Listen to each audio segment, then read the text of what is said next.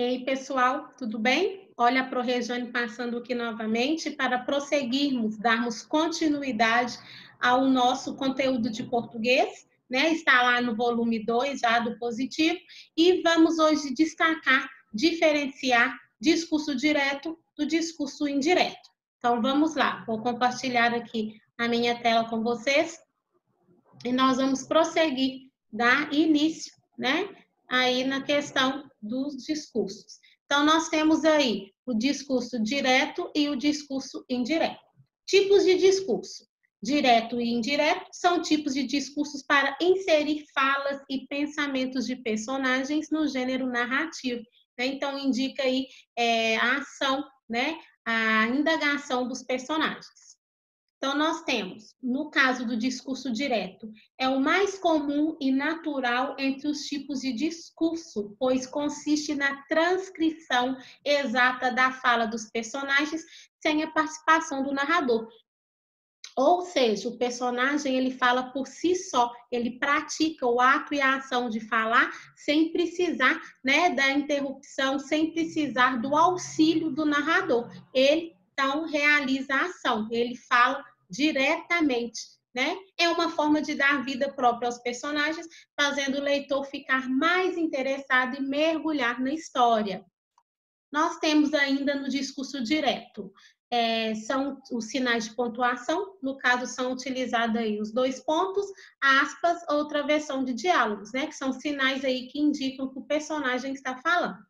Como exemplo, nós temos o aluno afirmou, preciso estudar muito para a prova. Então, o próprio aluno falou-se por si só, né? O próprio aluno indagou, o próprio aluno falou que era necessário estudar para a prova.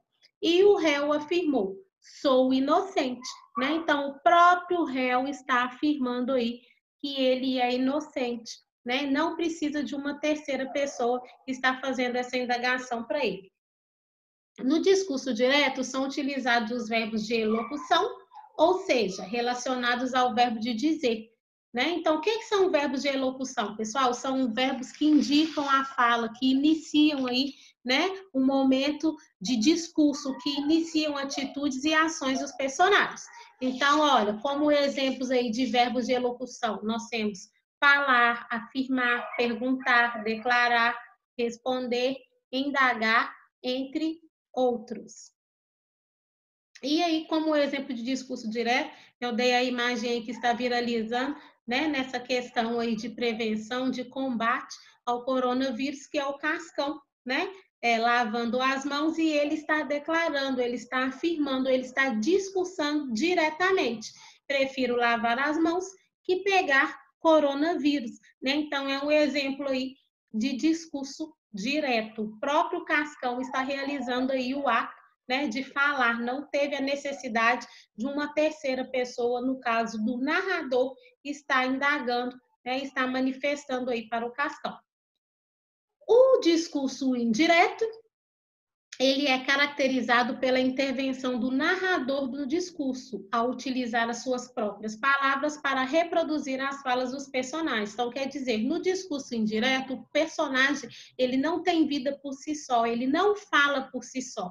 É preciso o narrador, né, para indicar as suas ações e suas falas. Por exemplo, o aluno afirmara que precisava estudar muito para a prova, né? Então, o aluno afirmara, uma outra pessoa está falando por ele, né? Logo lá no slide de cima, o próprio aluno discursava, né? O próprio aluno falava por si só. Neste caso aqui, no caso do discurso indireto, é preciso, entra-se a questão do narrador manifestando a fala do aluno. O aluno afirmara que precisava estudar muito para a prova. E aí tem o Cascão também, né? Lavando as mãos aí, porém tem um narrador, uma pessoa está falando a ação aí do Cascão. Cascão disse que prefere lavar as mãos que pegar o coronavírus. Então tem uma outra pessoa, um narrador, falando para o Cascão, sem aí, né? O Cascão está falando por si próprio. Então percebe-se a diferença quando o discurso é direto e quando o discurso é indireto. E no caso dos discursos indiretos, também são utilizados os verbos de elocução, que são os verbos que indicam, que iniciam aí, né, uma fala, um discurso, uma ação do personagem, e esses verbos, eles são utilizados para anunciar o discurso, além das conjunções, né, que nós vimos aí na outra aula, que as conjunções são as palavras aí, é uma classe gramatical que liga uma oração à outra. Então, as conjunções também nelas são usadas para separar a fala do narrador das falas dos personagens. Como exemplo, tem aí, olha, o réu afirmou que era inocente. Né? Então, a conjunção que aí está passando a questão aí que o réu, do narrador, falando que o réu tinha, né, se pronunciado, tinha se declarado inocente.